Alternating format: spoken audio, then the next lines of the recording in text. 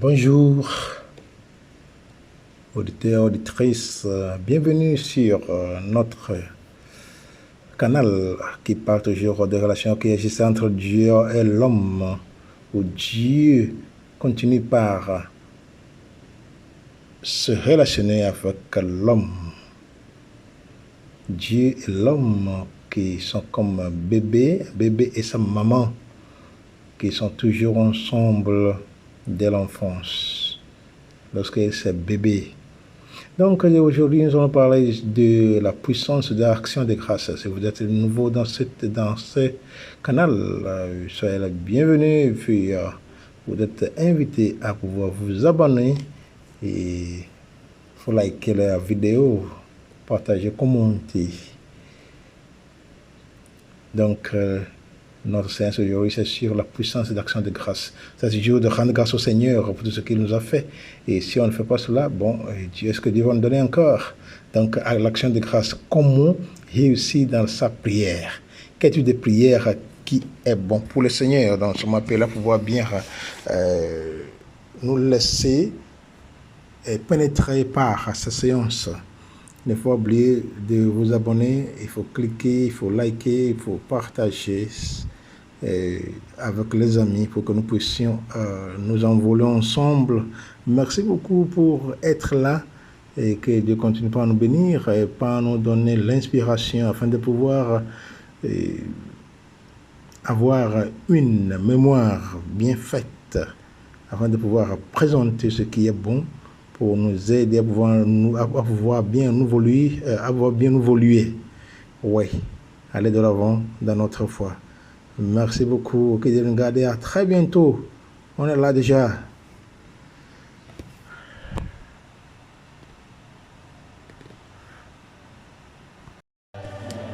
Oui, salut. Donc, on continue avec ce que nous avons dit, nous venons de dire maintenant sur la puissance d'action de grâce. On va parler de la puissance d'action de grâce. Je voudrais qu'on lise d'abord ce que Dieu a fait dans la vie de Paul et Silas. Paul et Silas. Parce qu'en ceci, il faut voir aussi quand est-ce qu'il faut prier. Et que le Seigneur soit mis à jour dans notre vie. Vous voyez, donc il faut aussi apprendre à savoir quand est-ce qu'il faut prier. Donc, sans trop tarder, nous allons lire la lecture des Actes des Apôtres, chapitre 16, verset 25 au verset 26. Les Actes des Apôtres, chapitre 16, verset 25 au 26. Je lis. Vers le milieu de la nuit, Paul et Silas priaient et chantaient les louanges de Dieu. Et les prisonniers les entendaient. Tout à coup, il se fit un grand tremblement de terre, en sorte que les fondements de la prison furent ébranlés. Au même instant, toutes les portes s'ouvrirent et les liens de tous les prisonniers furent rompus. Frères en Christ, nous sommes en train de dire que vous voyez comment ce qui s'est passé. Paul et Silas étaient en train d'annoncer la parole de Dieu, où était arrivé un moment où ils ont été arrêtés et emprisonnés. Vous voyez, le Seigneur est venu au secours de ces enfants, de ces prophètes qui sont les disciples de Jésus-Christ. Paul est devenu des disciples de Jésus-Christ après la mort de Jésus. Il a trouvé sa conversion lorsqu'il était seul. Et puis, sur le chemin d'Emmaüs, lorsqu'il allait encore pouvoir persécuter les disciples de Jésus, ceux qui croient en lui, les apôtres, voilà, le Seigneur s'est apparu à lui. De là, Saul a commencé par avoir la conversion après un moment de la pédagogie avec Jésus, de la catéchèse avec Jésus, il est devenu Paul. Vous voyez, donc c'est Paul. Et voilà, et Silas, les deux disciples de Jésus, les apôtres qui sont en train d'évangéliser, de faire de sorte que la parole de Dieu soit répandue partout. Donc ils ont été arrêtés à cause de l'annonce de la parole de Dieu. Ils ont été enfermés en prison. Mais voilà, en minuit, ils ont prié au Seigneur. Ils priaient au Seigneur, ils chantaient. Ils chantaient, ils priaient au Seigneur. Voilà, que les anges du Seigneur sont venus pour pouvoir les sauver. En minuit, voilà, au milieu de la nuit. Ça veut dire que vers minuit, voilà, 12h00, à partir du moment là que voilà, les anges du ciel sont venus. Ils viennent pour pouvoir nous visiter.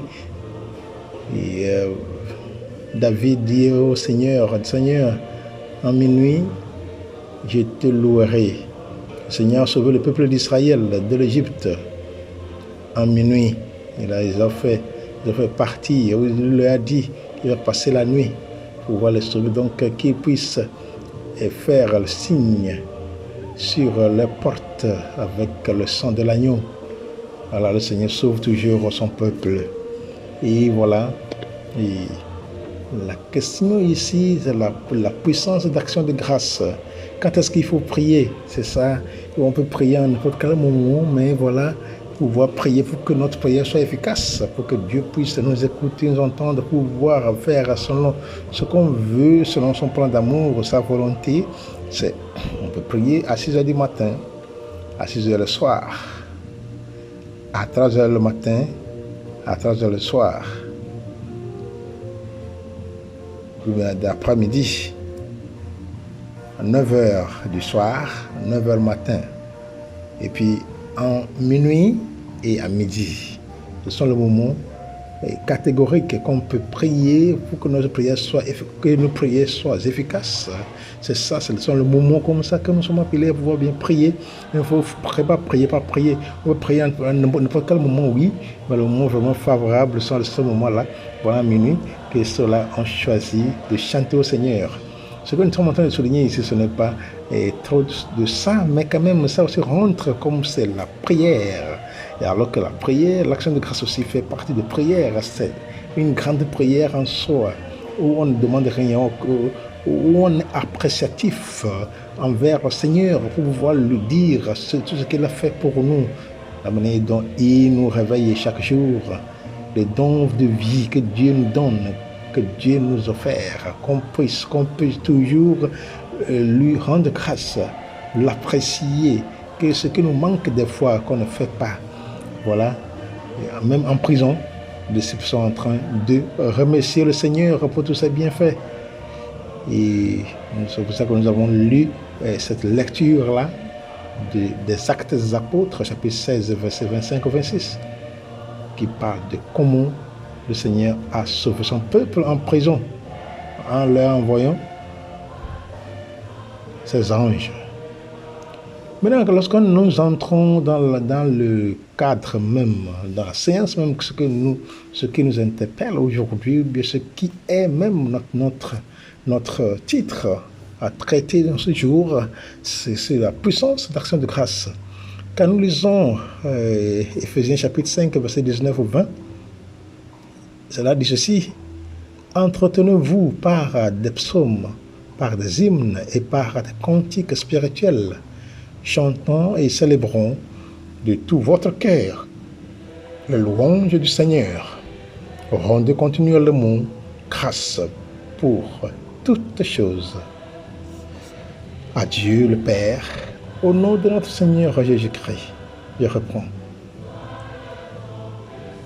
Entretenez-vous par des psaumes, par des hymnes et par des cantiques spirituels, chantant et célébrant de tout votre cœur la louange du Seigneur. Rendez continuellement grâce pour toutes choses à Dieu le Père, au nom de notre Seigneur Jésus-Christ. Donc, en toutes choses, il faut rendre grâce au Seigneur. C'est ça que ça veut dire. En toutes choses, il faut rendre grâce au Seigneur. Par des psaumes, par des hymnes, par des cantiques spirituels. Chantons et célébrons. Il faut des louanges du cœur au Seigneur. Il faut toujours lui rendre grâce en tout temps. Notre prière, c'est de rendre grâce au Seigneur en toutes choses, que ce soit dans les tristesses, que ce soit dans les grâces, reçues ou non reçues. Il faut toujours rendre grâce au Seigneur. C'est ce qu'on prie, c'est ce qu'on demande au Seigneur dans nos prières. Si on a l'accès au succès ou pas, il faut toujours rendre grâce au Seigneur. C'est ça que ça veut dire. C'est quoi l'action de grâce? L'action de grâce est une expression de votre gratitude à Dieu. C'est un acte pour montrer l'appréciation de ce que Dieu a fait pour vous. Une chose qui ne peut jamais être fausse est rendre grâce à Dieu. Rendre grâce à Dieu en tout temps. L'action de grâce est un élément clé à la perfection surnaturelle. Vous voyez, donc lorsque nous prions au Seigneur, lorsque nous adorons le Seigneur, lorsque nous lui chantons des hymnes, des cantiques, ainsi de suite, sachant-le que c'est un élément clé à la perfection surnaturelle, parce que c'est primordial dans nos vies. Le Seigneur fait pour nous de grandes choses qu'on n'arrive même pas à lui rendre grâce, à le remercier. Dans 1 Thessaloniciens chapitre 5 verset 18, la Bible nous exhorte à rendre grâce en toutes choses, car c'est la volonté de Dieu qui vous concerne en Jésus-Christ. Quand nous prions selon la volonté, il nous écoute. L'action de grâce est la volonté de Dieu. Vous voyez, c'est la volonté de Dieu de rendre grâce au Seigneur. Jésus lui-même fait la même chose. Dans l'Hébreu chapitre 10 verset 36, il est dit: car vous avez besoin d'endurance, de sorte que, après avoir accompli la volonté de Dieu, vous pouvez recevoir la promesse. La volonté de Dieu est de rendre grâce en toutes choses. C'est ça. Si on ne veut pas, c'est comme ça. Si j'ai perdu mon frère, j'ai rendu grâce au Seigneur. J'ai perdu ma mère, j'ai perdu mon père, ma soeur, mon ami, mes amis. Je ne peux que rendre grâce au Seigneur. Sinon, qu'est-ce que je vais faire? Qu'est-ce que je vais faire qui va changer cette nature-là? C'est déjà arrivé. Je ne change rien. Même si je pleure, même si je me poignarde, ce que j'ai fait, je ne peux jamais changer ce qui s'est passé. Qui peut changer quoi que ce soit? C'est Dieu lui-même. C'est pour cela que c'est très nécessaire, c'est primordial de toujours remercier le Seigneur pour tout ce qu'il ne cesse de nous faire, pour tous les bienfaits qu'il ne cesse de nous offrir. Donc l'action de grâce est un élément, une appréciation pour les actions passées de Dieu.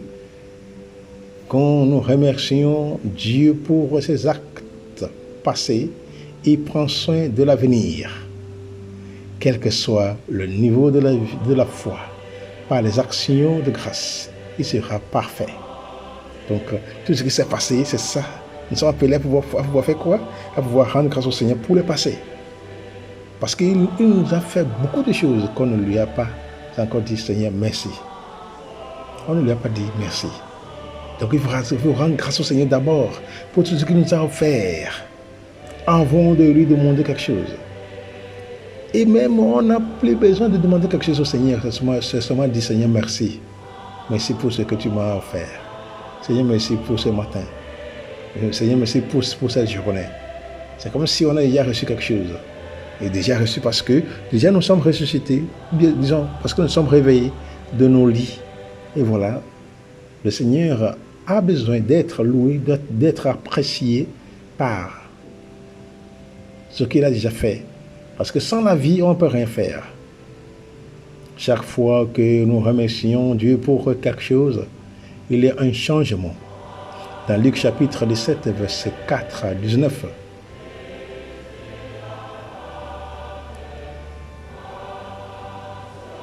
Dix lépreux, il dit ceci, 10 lépreux ont été guéris par Dieu, et un seul d'entre eux est revenu pour rendre gloire à Dieu. Il y aura toujours quelqu'un qui sera de retour pour rendre grâce à l'Éternel. L'action de grâce est un autre niveau de la foi. Jésus dit au lépreux qui est venu vers lui, lève-toi, va, ta foi t'a sauvé. Ne prenez pas l'aide de Dieu pour acquis, sinon vous risquez d'échouer. Il faut toujours reconnaître Dieu pour ses actes passés dans votre vie. La pensée juste est le fondement de l'action de grâce.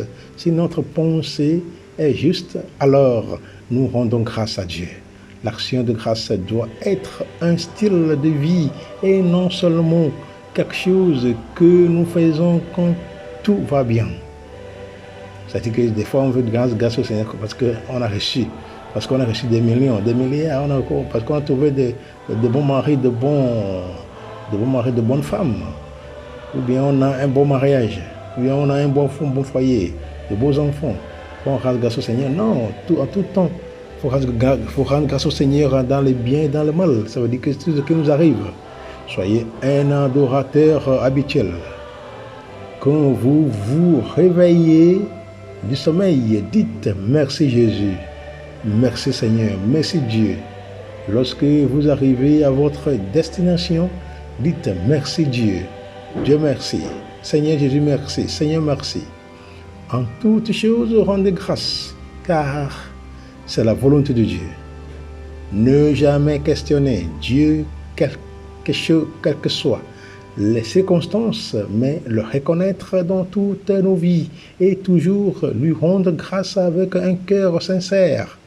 Voyez, ne jamais questionner Dieu, quelles que soient les circonstances, mais le reconnaître dans toutes nos voies et toujours lui rendre grâce avec un cœur sincère. Une personne charnelle d'esprit a tendance à oublier ce que l'Éternel a fait. Nous avons tendance à oublier facilement, mais le psaume 103, verset 1 à 4, dit ceci, peut nous donner un exemple. Il dit, mon âme bénit l'Éternel et n'oublie aucun de ses bienfaits. Vous voyez, il y a des avantages à servir le Seigneur qui pardonne nos iniquités, qui guérit nos maladies et les couronnes nous sont données avec amour, miséricorde, gentillesse et tendresse. Vous voyez, si nous voulons voir un changement positif dans notre vie, nous devons rendre grâce. Dans Jean chapitre 11, verset 41 et au 43, Jésus rendit grâce sur le tombeau de Lazare. Et lui, qui était mort, revint à la vie. Peu importe à quel point une affaire peut être, si vous êtes fidèle en action de grâce, il y aura un changement de situation. L'action de grâce est un sacrifice qui doit être offert en permanence. Chaque autel du sacrifice est un autel où les choses sont transformées. Donc nous sommes appelés à l'action de grâce au Seigneur en tout temps, que ce soit comme de l'eau à boire, comme la nourriture à manger. Chaque fois que dans notre vie, il faut chercher à rendre grâce au Seigneur par les chants, par les psaumes, par des cantiques. Toujours rendre grâce au Seigneur, que ce soit dans les douleurs, dans le moment difficile, dans le mal, dans les angoisses, dans les soucis. Il faut seulement rendre grâce au Seigneur pour pouvoir nous apaiser le cœur. C'est de là que le Seigneur va changer notre vie du passé, disons, de notre vie négative, ou bien les situations négatives ou positives. C'est ça que nous sommes appelés à faire. Dans Matthieu chapitre 14, verset 19, Jésus a rendu grâce. Et 5 pains et 2 poissons ont été multipliés. Il a seulement rendu grâce à son Père. Il a rendu grâce. Jésus n'a pas dit beaucoup de choses, beaucoup de mots, beaucoup de paroles. C'est dit Seigneur, merci. Je te rends grâce. C'est ça seulement. Il n'y a rien pour laquelle vous pouvez remercier Dieu. Et la puissance de Dieu ne se déplace pas. On remercie Dieu pour tout. Et sa puissance se déplace. C'est beau. Chaque fois que vous remerciez Dieu pour quelque chose, il ne restera jamais indifférent. Dans Philippiens chapitre 4, verset 6, nous lisons: ne vous inquiétez de rien, mais en toutes choses, faites connaître vos besoins à Dieu par des prières et des supplications, avec des actions de grâce. Rien ne doit remercier, rien ne doit mériter notre inquiétude. Être inquiet ne sert à rien. Lorsque vous avez fait tout ce que vous savez, rien ne fonctionne. Dites simplement un merci de haute qualité à Dieu. Ne manquez jamais d'offrir une action de grâce. Ne manquez jamais d'offrir un sacrifice d'action de grâce au Seigneur. Pour chaque autel du sacrifice est un autel de la percée. Enfin, rendons grâce à Dieu. Donc, frères et sœurs, il y a des versets aussi supplémentaires qu'on peut étudier. Lévitique chapitre 22, verset 29, psaume 107, psaume 136, psaume 100, Colossiens chapitre 2, verset 2, Colossiens chapitre 4, verset 2, Hébreux chapitre 13, verset 15, Apocalypse chapitre 7, verset 12. Tout cela, c'est pour parler d'action de grâce au Seigneur. Ce qu'il faut faire au Seigneur, ce n'est pas prier beaucoup en langue, prier jusqu'à, disons, transpirer. Ce n'est pas de ça qu'on parle ici, mais on parle de choses nécessaires, essentielles dans notre vie, où il faut toujours prier au Seigneur en action de grâce, comme Paul et Silas ont fait. Le Seigneur les a exaucés. Le Seigneur les a sauvés, le Seigneur les a libérés de leur prison pour pouvoir aller annoncer la bonne nouvelle. C'est vraiment étonnant lorsqu'on voit l'action du Seigneur à travers seulement le chant. On rend grâce au Seigneur. Tout ce qui arrive, on rend grâce au Seigneur. Donc le moment qu'il faut rendre grâce au Seigneur, ce sont les moments là dont nous avons parlé. 6h du matin, 6h le soir. Midi, ça c'est midi, 12h00 et 12h00, c'est-à-dire le matin, c'est-à-dire le très tôt le matin et à midi. Midi et la nuit, à 0h, qui sont les moments qu'il faut prier. Il y a aussi 3h du matin et 3h le soir de l'après-midi, 9h du matin et 9h du soir. Bien dans la nuit, c'est ça. Ce sont les moments qu'il faut prier. Il y a 6h matin, 6h soir. 3h matin, 3h soir. 9h matin, 9h soir. 12h, très tôt le matin, 0h. Et midi, 0h. Midi, 00. Ce sont les moments qu'il faut profiter de rendre grâce au Seigneur pour tous ses bienfaits. Qu'on ne laisse rien. On ne laisse rien à côté, mais il faut toujours continuer par rendre grâce au Seigneur pour tous ses bienfaits.